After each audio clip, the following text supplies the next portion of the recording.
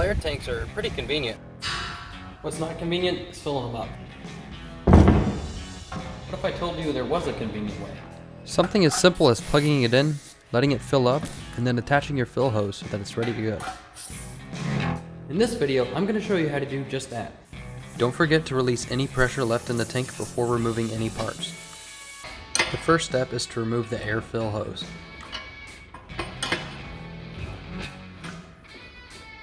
Make sure you clean the threads with a wire brush if you plan to reuse the old hose.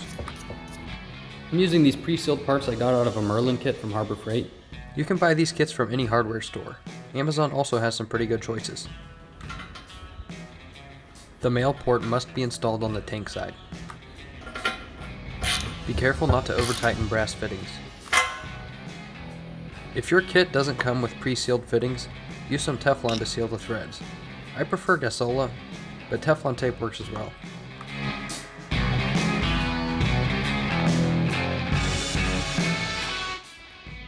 Connect the female fitting to the air hose that you intend to use with the tank.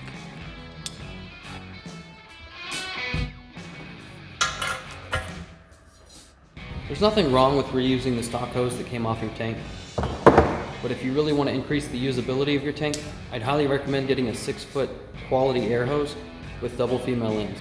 Sure, the standard air hoses work, but they usually aren't top quality. Some are worse than the fittings on the Temu bike pump. With a double female coupler, you can attach any kind of air tool you want. Well, maybe not anything. Is this mod even worth the hassle? Let's run a back-to-back test and see how long it takes to fill with our modification.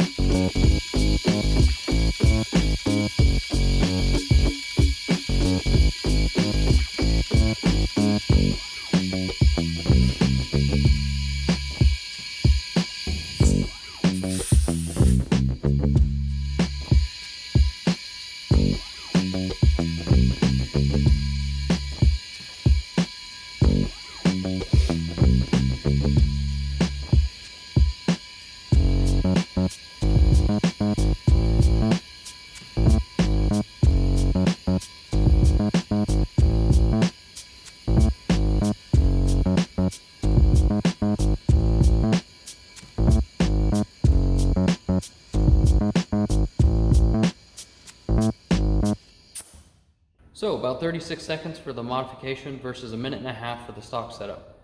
What do you think? Is that worth it? Let me know in the comments. And if you liked the video, leave me a thumbs up. Thanks for watching.